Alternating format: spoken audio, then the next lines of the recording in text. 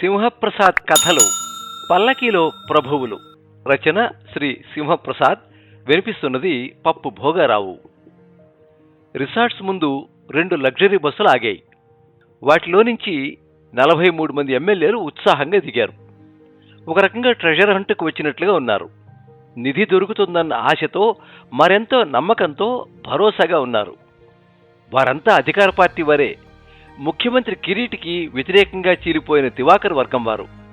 వాళ్ళు మళ్లీ జంపు చేయకుండా, జారిపోకుండా ఈ రిసార్ట్స్లో క్యాంపు ఏర్పాటు చేశాడు దివాకర్. ప్రతిపక్షం కన్నా అధికార పక్షానికి 31 సీట్లు ఎక్కువ. అంచేత ఎలాగైనా అధికారం చేజిక్కించుకోవడానికి ప్రతిపక్ష నాయకుడు బంగారాజు నానా వలలు పట్టు కూర్చున్నాడు. ఒకదానిలో పడ్డాడు దివాకర్. ఫలితంగా అధికార పార్టీ చీలిపోయింది. ముఖ్యమంత్రి కిరీటికి జనంలో మంచి ఫాలోయింగ్ లేకపోయినా హైకమాండ్లో ఓ లాబీ మద్దతుంది. నిజానికి గత ఎన్నికల్లో పార్టీలు గెలిపించిన అప్పటి పార్టీ రాష్ట్ర అధ్యక్షుడు దివాకర్ ముఖ్యమంత్రి అవుతాడని అంతా ఆశించారు. కానీ హైకమాండ్ నుంచి వచ్చిన సీల్డ్ కవర్లో కిరీటి పేరుంది. దాంతో అతను ముఖ్యమంత్రి అవగా దివాకర్ హోంమంత్రి పదవితో సరిపెట్టుకోవాల్సి వచ్చింది. కిరీటి పైవారికి మూటలు అందిస్తూ నమ్మిన బంటులా ఉంటున్నాడు. మెల్లగా తన తర్వాత తన కొడుకుని తన సింహాసనానికి వారసుడిని చేయడానికి పావులు కదపడం మొదలుపెట్టాడు. దాంతో ప్రతిపక్ష నాయకుడు బంగారాజుతో రహస్య మంత్రాలు జరిపాడు దివాకర్. అధికారం చేజారినందున ఊపిరి ఆడడం లేదేమో చటుక్కున అవకాశం అందిపుచ్చుకున్నారు. కేంద్రంలో అధికారంలో ఉన్న అతడి పార్టీ పెద్దలు ప్రోత్సహించారు. దివాకర్ ముఖ్యమంత్రి కావడానికి, ఉప ముఖ్యమంత్రి పదవి బంగారాజుకి ఇవ్వడానికి ఒప్పందం కుదిరింది. ఫలితంగా దివాకర్ వర్గీయులు తిరుగుబాటు చేశారు. వారు కిరీటి వర్గపు గేలాలకు చిక్కకుండా, బేరసారాలకు అందకుండా దూరంగా తీసుకొచ్చేశారు. ముఖద్వారం దగ్గరే దివాకర్ కుడిభుజం సన్యాసిరావు అందరి సెల్ ఫోన్లు తీసేసుకున్నాడు. కర్ణుడి కుండలాల్లాంటి సెల్ ఫోన్లు తీసుకుంటున్నావు గాని మేమేం కర్ణులం కాదు, దుర్యోధనుడు తమ్ముళ్ళం అని ఒకరు నవ్వితే, కాదు కాదు గురు చూసి పదవి కొట్టబోతున్న అర్జునులం అన్నారు మరొకరు. ఇక పదవులు, పనులు, కాంట్రాక్టులు అన్నీ మనకే. ఎన్నికలకు ఇంకా 3 ఏళ్లుంది.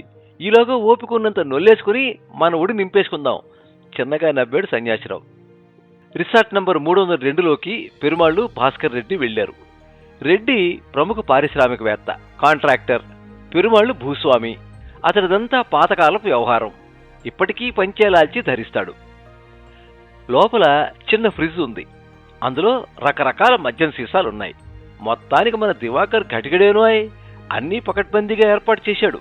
వారం 10 రోజులు మనం మనుగుడు పళ్ళుళ్ళైపోవచ్చు పెరుమాళ్లతో అన్నాడు రెడ్డి. ఈ లెక్కన చాలా ఖర్చవుతుందేమో రెడ్డి. పెరుమాళ్ళు అన్నాడు, ముఖ్యమంత్రి సింహాసనం ఊరికే నడిచి వస్తుందా ఏమిటండి? పూర్వం అయితే దేవతల ఆశీస్సుల కోసం బలులు ఇచ్చేవారు. ఇప్పుడు ఉచితాలతో జనాన్ని, డబ్బు పదవులతో మనల్ని ప్రసన్నం చేసుకుంటున్నారు. మళ్లీ నవ్వాడతను. దివాకర్ ఖాయంగా సీఎం అయిపోతారుగా? మనసు అనుమాన శకలం వేధిస్తుంటే అడిగాడు పెరుమాళ్ళు. అయిపోయినట్టే. ప్రతిపక్ష నేత బంగారాజు ఆ హామీ ఇచ్చాకే దివాకర్ బరిలోకి దిగి తొడగొట్టాడు. దేవుడి ఫోటోకి దండం పెట్టుకుని మన భవిష్యత్తు బాగుండాలని గాలిలో దీపం పెట్టామాయే అన్నాడు. ఊరికే భయపడకండి, దివాకర్ మనకన్నా ఎక్కువ లెక్కలేసి ఉంటాడు. అతడి స్టేకి ముందు మనమెంత? ఇవాళ రేపు రాజకీయాలు భ్రష్టు పట్టిపోయాయి. భ్రష్టు పట్టింది రాజకీయాలు కాదు, రాజకీయ నాయకులు. మిర్రి చూశాడతను. దానికి దీనికి తేడా ఏమిటో అర్థం కాలేదు. మందువాసన గిట్టదా? సత్యకాలంలోంచి అమెరికా కాలంలోకి 2 పెరుమాళ్ళు గారు. ఒకప్పుడు మనల్ని ఇంగ్లీష్ ధోరణులు పాలించారు. వారికి నచ్చేట్టుగా మనం మన వేషభాషల్ని, అలవాట్లని, సంస్కృతిని మార్చుకున్నాం. ఇప్పుడు జమానా మారింది. ప్రపంచం మీద అమెరికా పెద్ద దొరతనం చేస్తున్నాడు. మనం వారి తిండ్లు, తాగుళ్ళు, పార్టీలు, షికార్లు, సంస్కృతి వంట పట్టించుకోవాల్సిందే. మన సాఫ్ట్వేర్ వాళ్ళని చూడండి, ఇండియాలో అమెరికన్లలా బతకడం లేదు. అలాగన్నమాట. నన్ను ఇలా ఉండనివ్వు గాని భోజనం రెడీ అవుద్దంటావా రెడ్డి? అసలే డయాబెటిక్ని. హోటల్లోలా 24 గంటల సర్వీస్ ఉంది. ఏం తినాలంటే అవన్నీ రుచి చూసేయండి. నచ్చితే తినండి, లేకపోతే పారేయండి. బిల్లు కట్టే సుబ్బారాయుడే పోతాడు. మధ్యన మనకెందుకు కంద దొరదా? ఈ రిసార్ట్స్ అతనివా అనుకుంటాను. తలాడించాడు. మనం బయలుదేరిన కాడి నుంచి అసెంబ్లీలో అవిశ్వాస తీర్మానానికి ఓటు వేసే వరకు అన్ని ఖర్చులు అతనే భరిస్తాట సన్యాసిరావు చెప్పాడు. అందుకు ప్రతిఫలంగా రాజ్యసభ సీటు ప్రామిస్ చేసేట దివాకర్. మొత్తానికి అందరం బాగానే లాభపడుతున్నాం. ఎవరికీ నష్టం లేదు, జనానికి తప్ప అని ఓ వంకర నవ్వు విసిరి అన్నాడు కరెక్ట్గా చెప్పాలంటే మనకు వరాలు ఇవ్వడానికే అదృష్ట దేవత స్పెషల్గా కన్నుకొట్టింది. మనందరి పంట పండినట్టే. లేకపోతే సీఎం, అతని కొడుకు, అల్లుడు పీకల దాకా మాంసం మెక్కుతూ మనకు బొమ్మికలు కూడా మిగల్చడా? ప్రభుత్వం అతగాడి సొంత రాజ్యమా? మరి ఇంత పచ్చి స్వార్థమా? నాయకుడంటే తను తినాలి, నలుగురిని తిననివ్వాలి, కానీ ఇంత అన్యాయమా? అతనికి ఇలాంటి గుణపాఠం చెప్పాల్సిందే. కిరీటి గారి లాంటి దారుణ సీఎం ఎక్కడా ఉండడు. నియోజకవర్గ సమస్యల గురించి మాట్లాడదామన్నా కలుసుకోవడానికి సమయం ఇవ్వడే. కొడుకుతోనో అల్లుడితోనో మాట్లాడాలంట. వాళ్ళకైనా కొమ్ములున్నది, మనకు లేవా? మన ఎమ్మెల్యేలం కానీ అతని పాలేరులం కాదు కదా. అతడి ఇంట్లో గోళ్లు గిల్లుకుంటూ కూర్చుంటాళ్లే. పైవాళ్ల ఫేవర్ ఉంటే చాలదు, ఎన్నికైన ఎమ్మెల్యేలని విశ్వాసంలోకి తీసుకోవాలి. ఎంత ఖర్చు పెట్టి ఎన్ని వాగ్దానాలు చేసి గెలిచాం. మళ్ళీ టికెట్ తెచ్చుకోవడానికి, గెలవడానికి, జనానికి పంచడానికి డబ్బు కూడబెట్టుకోవద్దు. ఓట్లు ఊరికే పడతాయా? మనం ఓట్లు వేసిన జనం మన గురించి ఏమనుకుంటున్నారో ఏమో. మనం చేసిన ప్రమాణాలు, ప్రతిజ్ఞలు, ఇచ్చిన ప్రామిస్సులు మరిచిపోయి గొర్రెల్లా దివాకర్ వెంట వచ్చేసాం. వాళ్ళు మనల్ని అసహించుకుంటున్నారంటావా? జనం గురించి మీరేం బెంగపెట్టుకోకండి. వాళ్ళకి మన నైజం బాగా తెలుసు. ఎవడి గద్దెనెక్కినా ఒరగబెట్టేది ఏమీ లేదని ముందే డిసైడ్ అయిపోతున్నారు. అందుకే ఉచితాలైనా కానుకలైనా అరచేతిలో పడేవే నికరం అని నమ్ముతున్నారు. ఒకటా రెండా? 7.5 దశాబ్దాల అనుభవమా మజాకా? ఏమిటో ప్రజాస్వామ్యానికి అర్థమే మారిపోయింది, నిస్పృహగా అన్నాడు పెరుమాళ్ళు. చరిత్ర అంటే గెలిచిన రాజుల కీర్తనలు, ప్రజాస్వామ్యం అంటే ప్రభువుల కుర్చీలాట. గెలిచిన వారు పల్లకి ఎక్కి రంగరంగ వైభవంగా ఊరేగుతారు. ఇంతదాకా కిరణ్ కింగ్ అయితే ఇక మన దివాకర్ రాజు అవుతాడు. జనం మనల్ని భరిస్తూ ఉంటే మనం వీళ్ళెక్కిన పల్లకీలు మోస్తాం. అదే డెమోక్రసీ, నిర్లిప్తంగా అన్నాడు రెడ్డి. ఈ రాజకీయాలంటే వైరాగ్యం వచ్చేస్తోందయ్యా, మందహాసం చేశాడతను. మంత్రి పదవి ఇస్తానంటే గోచి ఎగ్గట్టి మరీ ఎదురెళ్తారు. అంతదాకానే ఈ వైరాగ్యం. మంత్రి పదవి ఇస్తానన్నాకే వీళ్ళతో చేతులు కలిపాను. మాట మీద నిలబడతాడా? బళ్ళుని నవ్వాడు. పొలిటీషియన్స్ ఎవరు సత్యహరిశ్చంద్రుడు కాదు. ఇదో ప్రత్యేక తెగ, పొద్దుతిరుగురు పూరజాతి. నాకు చెప్పింది చేయకపోతే అతగాడి కుర్చీ కాళ్ళు పట్టుకుని లాగేను. సన్యాసిరావు వచ్చి కౌగిలించుకున్నంత పని చేశాడు. దివాకర్ని బలపరిచినందుకు అభినందించాడు. మనం ఐక్యంగా ఉందాం అంటూ ఆత్మీయంగా మాట్లాడాడు. ఫోన్ లాగేసుకున్నావు, కనీసం టీవీ అయినా పని చేయని, బోరు కొట్టి చస్తున్నాం. ఇంకో అరగంటలో కనెక్షన్ ఇవ్వడం పూర్తయిపోతుంది. ఆ తర్వాత మీ ఇష్టం. కేబుల్ నెట్వర్క్లో మీకు కావలసిన మసాలా సినిమాలన్నీ వరుసగా వేచేస్తారు. గదుల్లోని ఈ టీవీలు కేవలం అలంకారం కోసం పెట్టారా? పెరుమాళ్ళు అడిగాడు. న్యూస్ ఛానల్స్ రాకుండా చేయమన్నాను. మరి మాకు వార్తలు ఎలా తెలుస్తాయి? పాపాల భైరవుడిని నేనున్నాగా. 24 గంటలు టచ్లో ఉంటాను. ఎప్పటికప్పుడు బయట ఏం జరుగుతోందో ఆ కబుర్లు, వార్తలు సమస్తం చేరవేస్తాను. ప్రస్తుతం బయట ఏం జరుగుతోంది? కిరీటి గారు మనం ఇచ్చిన షాక్లో నుంచి ఇంకా తేరుకోలేదు. అధిష్టానం హుటాహుటిన రంగంలోకి దిగింది. మనల్ని వెనక్కి రప్పించడానికి ఉన్నవాళ్లు మరి జారిపోకుండాను ప్రయత్నాలు ముమ్మరం చేశారు. రేపు దివాకర్ గారు, బంగారరాజు గారు వచ్చి మనల్ని కలుస్తారు. మరో పక్క ప్రమాణ స్వీకారానికి చకచక ఏర్పాట్లు జరిగిపోతున్నాయి. సీఎం అంత తేలిగ్గా రాజీనామా చేస్తాడా? చేస్తే వాళ్ళేనే మిగులుతారు. ఆలస్యమైతే వాళ్ళని లాగేస్తాం. మనకు కేంద్రం మొత్తాసుంది. అక్కడ అధికారంలో ఉన్నది మన బంగారరాజు పార్టీయేగా. చిద్విలాసంగా నవ్వాడు. హాయిగా ఊపిరి పీల్చుకున్నాడు పెరుమాళ్ళు. మీరు భలే బాగా చక్రం తిప్పుతున్నారు. పూర్వాశ్రమంలో మీరేం చేసేవారు సన్యాసిరావు గారు? అప్పుడు, ఇప్పుడు, రేపు, ఎల్లుండు కూడా సారా కాంట్రాక్టర్నే. మా లాబీ చాలా పవర్ఫుల్. అధికారంలోకి ఎవరొచ్చినా లేక మరి ఏమొచ్చి పడినా సరే సిండికేట్ అయిపోతాం. మద్య నిషేధం లేకపోతే ఇక్కడ సరుకుని పొరుగు రాష్ట్రాలకు సరఫరా చేస్తాం. మద్య నిషేధం ఉంటే పొరుగు రాష్ట్రాల నుంచి దిగుమతి చేస్తాం. ఎలాగైనా మాకు మా లాభాలకు ఢోకా ఉండదు. కొత్త ఆటగాళ్ళని ఎంటర్ కానివ్వం. వస్తే కథమే, కథ ముగిసిపోద్దే. తినడం, తాగడం, పడుకోవడంగానే ఉంది క్యాంపులోని ఎమ్మెల్యేల పరిస్థితి. ఒకరినొకరిని కలుసుకోనివ్వడం లేదు. నాకు జైల్లో పెట్టినట్టుగా ఉంది అన్నాడు పెరుమాళ్ళు. తప్పదు, అన్ని రకాల మంత్రాలు, తంత్రాలు ఉపయోగిస్తారు. అధికారం ఎవరు ఈజీగా వదులుకోరు. దుర్యోధనుడు 5 ఊళ్ళు ఇవ్వడానికి కూడా ఇష్టపడలేదు. యుద్ధానికే సిద్ధమన్నాడు. మనోళ్ళేమో మా దగ్గరికి వస్తే చాలు అర్ధరాజ్యం అయినా సరే ఇచ్చేస్తామంటున్నారు. ఈ కాలపు యుద్ధాలు ఇలాగే ఉంటాయి. చిత్రం ఏమిటంటే 2 పక్షాలు పోటాపోటీగా బేరాలు చేస్తారు. మన ఎమ్మెల్యేలు ఎవరికి అమ్ముడైతే వాళ్ళు గెలుస్తారు. పశువుల సంతకన్నా దారుణంగా అయిపోయాయి రాజకీయాలు. వైరాగ్యం వద్దు, నలుగురితో పాటు మీకు వడ్డిస్తారులే అని చెప్పి ఆకు వేసుకుని కూర్చున్నంత మాత్రాన లాభం లేదు. డిమాండ్ చేయందే ఏ నాయకుడు ఊరికే పదవులు పంచడు. ఇక్కడ బలశక్తికే అగ్రతాంబూలం. పరిపరి విధాల ఆలోచిస్తూ పడుకున్నాడు పెరుమాళ్ళు. భాస్కర్ రెడ్డి మాత్రం దివాకర్ రాక కోసం ఎదురుచూస్తున్నారు. బంగార్రాజు సమక్షంలో మరోసారి ప్రామిస్ తీసుకుంటే తను నిశ్చింత పడిపోవచ్చు అనుకుంటున్నాడు. బంగార్రాజు, దివాకర్, సన్యాసిరావు వచ్చారు. షేక్ హ్యాండ్ ఇచ్చి అభినందనలు తెలిపారు. ఇంకో 4-5 రోజుల్లో మన ప్రభుత్వం వచ్చేస్తుంది, ఇక మనదే రాజ్యం, ఎమ్మెల్యేలదే భోజ్యం చెప్పాడు దివాకర్. మీ దివాకర్ గారు 9వ తారీఖున సీఎంగా ప్రమాణం చేయబోతున్నారు. వీరి లక్కీ నంబర్ 9. గ్రహాలన్నీ అద్భుతంగా అనుకూలించిన రోజు.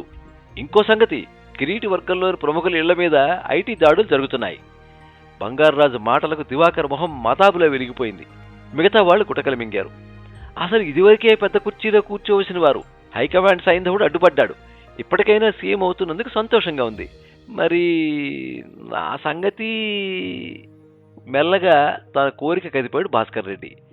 సన్యాసిరావు మళ్లీ వస్తాడు, ఎవరికి ఏం కావాలో చెబితే మేమిద్దరం కూర్చుని ఫైనలైజ్ చేసేస్తాం. వెళ్ళిపోయారు. వాళ్ల వెనుకే పెరుమాళ్ళు అన్నాడు, నీకు గుర్తుందా రెడ్డి, బీఫారం ఇచ్చాక మనల్ందరినీ గుడికి, చర్చికి, మసీదుకి తీసుకెళ్లి ఎట్టి పరిస్థితుల్లోనూ కండువా మార్చమని, అధిష్టానానికి విశ్వాసంగా ఉంటామని మనందరి చేత ప్రమాణం చేయించాడు ఈ దివాకర్. ఇప్పుడు ఈయనే ముందుగా జెండా మార్చేశాడు. ఎంత విచిత్రమో చూడు. పదవి ముందు ప్రమాణాలు, నీతులు, ఆదర్శాలు అన్నీ బలాదూరే. అవన్నీ పట్టుకుని వేలాడేవాళ్లు మచ్చుకు కూడా లేరు గనకే రాజకీయాలు ఇంత రొచ్చుకుంటగా తయారయ్యాయి. మన కోసం మనం ముగ్గురు పెట్టుకోవడమే అసలైన అధికార పంపిణీ. కిరీటి గారి వల్ల కానిది ఇప్పుడు దివాకర్ వల్ల కాబోతోంది. కొత్త ముఖ్యమంత్రి గారి నుంచి ప్రధానంగా మీరు ఏం కోరుకుంటున్నారో చెప్పండి, నన్ను కాన్ఫరెన్స్లోకి తీసుకోవచ్చు చెప్పాడు సన్యాసిరావు. మా పిల్లలంతా డాక్టర్లే, పెద్ద ఆసుపత్రి ఉంది, మాకు మెడికల్ కాలేజ్ శాంక్షన్ చేస్తే చాలు. ఓకే, ఇక దానికి కావాల్సిన ఇన్ఫ్రాస్ట్రక్చర్ పనులు మొదలు పెట్టుకోండి. మిగతా వారిలా మీది షార్ట్ సైట్ కాదు, లాంగ్ సైట్. ఇవాళ రేపు మెడికల్ బిజినెస్కి మించింది లేదు. పెరుమాళ్ళు ఖుష్ అయిపోయాడు. భాస్కర్ రెడ్డి గారికి మంత్రి పదవి కావాలి అంతేగా అన్నాడు సన్యాసిరావు. బాగానే గుర్తుపెట్టుకున్నావు కానీ క్యాబినెట్ ర్యాంక్ది, అది కూడా నోట్ చేసుకో. అది సరే గాని ఎమ్మెల్యే సీతాదేవి ఏం కోరుకుంది ఏమిటి? ఎందుకు అడుగుతున్నారు? మా ఇద్దరిది ఒకటే కులం కదా, ఆవిడకి మంత్రి పదవి ఇస్తే కులాల కోటాలో నాకు ఇబ్బంది రావచ్చని. అలాంటి భయాలు అక్కర్లేదు. ఆవిడకు కళ్ళకు కనిపించేవే కావాలి గాని గాలిలో వేలాడేవి కాదు. స్థిరాస్తి అడిగి ఉంటుంది, సెంటర్లో షాపింగ్ మాల్స్ కట్టేస్తుంది, ఎంతైనా గట్టిపిండం. ఆహా, సీతాదేవి కదా, బంగారు లేడి కావాలంది. వడ్డాణం, హారం సెట్, వంకీలు అన్నీ వజ్రాలువే కావాలిట. ఓస్ అంతేనా? భర్తకు పెద్ద నీటి ప్రాజెక్టులో చిన్న కాంట్రాక్ట్ ఇవ్వాలిట. అబ్బో, ఏటీఎంకే గేలం వేసింది. ఆ ప్రాజెక్ట్ ఎప్పటికీ పూర్తవదు. ముఖ్యమంత్రి మారినప్పుడల్లా ప్రాజెక్ట్ డిజైన్ మారుతూనే ఉంటుంది. కట్టినందుకు, కూల్చినందుకు, మళ్లీ కట్టినందుకు డబ్బే డబ్బు. సన్యాసిరావు వెళ్ళాక అన్నాడు భాస్కర్ రెడ్డి, ఏనుగు కుంభస్థలం మీద కన్నేయకుండా నేలవారిది కోరుకున్నారేమిటి? వీళ్ళిప్పుడే మన చుట్టూ తిరుగుతారు, తర్వాత మనం వాళ్ళ చుట్టూ తిరగాలి. 3 ఏళ్ల తర్వాత రాజెవరో, మంత్రి ఎవరో. అదే మెడికల్ కాలేజీ అయితే కామధేను పెరట్లో కట్టేసుకున్నట్టే. మరి 2 రోజులు గడిచాయి. బయట వాతావరణం కరెక్ట్గా తెలియడం లేదు. అసలు ఏం జరుగుతోందో? అటు తిరిగి ఇటు తిరిగి మనల్ని దెబ్బ కొట్టరు కదా, గినీ పిక్స్ని చెయ్యరు కదా. అందరిలో ఎన్నో అనుమానాలు నెలవేయసాగాయి. క్యాంపులోని ఒక్క ఎమ్మెల్యే కూడా పూర్తిగా నిశ్చింతగా ఉండలేకపోతున్నాడు. మరోపక్క బోరు కొట్టి చస్తున్నాం, ఎంటర్టైన్మెంట్ కావాలి అని కొందరు గోల పెట్టగా క్లబ్ డాన్సర్లను పిలిపించాడు సన్యాసిరావు. రంగుల లైట్ల కాంతుల్లో మెరిసిన 4 జానాలను చూసేసరికి మతిపోయింది. మందు కొడుతూ వారి వయస్సు అందాలని, వంపు సొంపులని కళ్లతో తాగేస్తూ చుట్టూ ఉన్న ప్రపంచాన్ని మర్చిపోయారు. డాన్సర్లు ఎంత పచ్చిగా నర్తించినా ఇంకా ఇంకా ఏదో కావాలంటూ గొడవ పెట్టడమే కాదు, రెచ్చిపోయి వారి మీద పడ్డారు. ఒంటి మీద 4 పీలికల్ని చీలికలు చేసేశారు. దాంతో వారు భయంతో గదిలోకి పారిపోయి గడి పెట్టేసుకున్నారు. కొందరు ఎమ్మెల్యేలు ఒక్కమ్మడిగా సన్యాసిరావు మీద పడి అర్జెంటుగా ఆడసరుకు కావాలి, సప్లై చేస్తావా, గోడ దూకేయమా అని గోల చేశారు. కాక్టైల్ కొడుతూ ఉండమని చెప్పి 10 మంది ఆడవాళ్ళని తీసుకొచ్చాడు. ఎవరికి దొరికిన వాళ్ళని వాళ్ళు ఎగరేసుకుపోయారు. దొరకని వాళ్ళు వాళ్ళ వెంట పడ్డారు. ఆది మానవుల్లా మారిపోయారు. మీరు రావాల్సింది, భలే ఛాన్స్ మిస్ అయ్యారు పెరుమాళ్ళతో అన్నాడు భాస్కర్ రెడ్డి. అక్కడ సీసీ కెమెరాల్లో అంతా రికార్డ్ అయిందేమో చెక్ చేశారా? అదిరిపడ్డాడు భాస్కర్ రెడ్డి. వాళ్ళు రికార్డు చేసే ఉంటారు. ఎవరూ అంది వచ్చిన అవకాశాన్ని వదులుకోరు. ముఖ్యంగా ఇటువంటి క్లిష్ట పరిస్థితిలో రేపు తోక జాడిస్తే కత్తిరించడానికి దాన్ని ఉపయోగిస్తారు, బ్లాక్మెయిల్ చేస్తారు. పైగా సన్యాసిరావు డేంజరస్ ఫెలో. బ్లాక్మెయిల్ రాజకీయాల స్వరూప స్వభావాలు గుర్తొచ్చాయి. వెన్ను కంపించగా ముసుగు తన్ని పడుకున్నాడు. రూమ్ బాయ్ సెల్ తీసుకుని ఇంటికి ఫోన్ చేశాడు పెరుమాళ్ళు. ముఖ్యమంత్రి మనుషులు పదే పదే వస్తున్నారని చెప్పారు. మేము ఎక్కడున్నది మూడో కంటి వాడికి కూడా చెప్పొద్దు. మనకు శుభం జరుగుతుందని అబ్బాయికి అమ్మాయికి చెప్పు. ఇంకో 2 రోజులు నిశ్శబ్దంగా గడిచాయి. అందరి గుండెల్లో గుబులు పెరిగిపోసాగింది. ఇవేం రాజకీయాలో తెలియడం లేదు. ప్రభువుల కొరకు, ప్రభువుల చేత, ప్రభువుల వలన ప్రభువులు ఏర్పరచుకున్న దాన్ని ప్రభుస్వామ్యం అనాలి గాని ప్రజాస్వామ్యం అంటున్నావేంటి రెడ్డి? నిజంగానే ఆ అనుమానం తొలుస్తుంటే అడిగాడు పెరుమాళ్ళు. అతడు జాలిగా చూశాడు. గంభీరంగా మారి అన్నాడు, వారానికి ఓ రోజు మాంసమో చేపలో కొనుక్కోవడానికి బజారుకి వెళ్ళినట్టు 5 ఏళ్లకోసారి జనం పోలింగ్ బూత్కి వెళతారు. ఆ తర్వాత వాళ్ళు ఏమీ పట్టించుకోరు, ప్రశ్నించరు. ప్రశ్నించినా మనకు వినపడదు, వినపడినా జవాబివ్వం. మరీ గొడవ చేసి చెవిలో జోరీగిలా మారితే నోరు నొక్కేస్తాం. మొత్తం ప్రపంచంలోనే అతిపెద్ద ప్రజాస్వామ్యం మనది. కాదనగల దమ్ములు ఎవడికున్నాయి? అవాక్కయ్యాడు. మిర్రి చూశాడు. ఆ పైన గొణుక్కున్నాడు పెరుమాళ్ళు. మరోసారి ఇంటికి ఫోన్ చేశాడు పెరుమాళ్ళు. మీరు సీఎం గారికి అనుకూలంగా ఓటేస్తామంటే మనకు మెడికల్ కాలేజ్ శాంక్షన్ చేస్తామన్నారు, ఇప్పుడే ప్రొవిజనల్ లెటర్ ఇచ్చేస్తామన్నారు సంబరంగా చెప్పాడు కొడుకు. మీరు ముఖ్యమంత్రి క్యాంపులోకి తిరిగి వెళ్ళిపోతే మిమ్మల్ని వాణిజ్య మంత్రిని చేస్తారటండి, భాస్కర్ రెడ్డి భార్య చెప్పింది. ఇదేం మాయ, మనం కోరిన కోరికలు కిరీటి వర్గానికి ఎలా తెలిసేయి? మన మాటల్ని ట్యాప్ చేసి ఉంటారు. 4 గోడల వైపు అనుమానంగా చూశారు. మొదట కంగారు పడ్డారు, కలవరపడ్డారు, ఆ పైన భయపడ్డారు. సన్యాసిరావు కనపడగానే అడిగేశారు. సోమవారం ముఖ్యమంత్రి గారు విశ్వాస పరీక్షకు సిద్ధమయ్యారు. మనమంతా ఇక్కడి నుంచి తిన్నగా అసెంబ్లీకి వెళతాం, బల పరీక్షకు ఓటేస్తాం. ఆయనకి వ్యతిరేకంగా మేము ఓటు వెయ్యాలి అంతేగా అని భాస్కర్ రెడ్డి అడిగితే, ఖాయంగా ఓడిపోతాడు కదా ఆరా తీశాడు పెరుమాళ్ళు. తాజా అంకెల లెక్కల ప్రకారం 200% ఓడిపోయి తీరాలి. దివాకర్ చాలా టెన్షన్గా ఉన్నాడు. ఈసారి ముఖ్యమంత్రి గద్దె చేతికి అందినట్టే అంది జారిపోతుందేమోనన్న భయం ఉండడం సహజం అనుకున్నారు. అడగకుండానే మా సపోర్ట్ మీకే అన్నారు. ప్రలోభాలకు లొంగొద్దు, తాయిలాలకు ఆశపడద్దు, మనదే గెలుపు, మనదే రాజ్యం, ధైర్యంగా ఉండండి, పుకార్లు నమ్మొద్దు.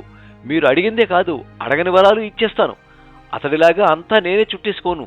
ప్రజాస్వామ్య పద్ధతిలో అందరికీ అన్నీ పంచుతాను. వెంకటేశ్వరుడి మీద ఒట్టేసి చెబుతున్నాను అన్నాడు. దాంతో అందరిలోనూ అనుమాన బీజాలు నాటుకుని మొలకెత్తసాగాయి. బెంబేలు పడేవాళ్ళు ఎక్కువైపోయారు.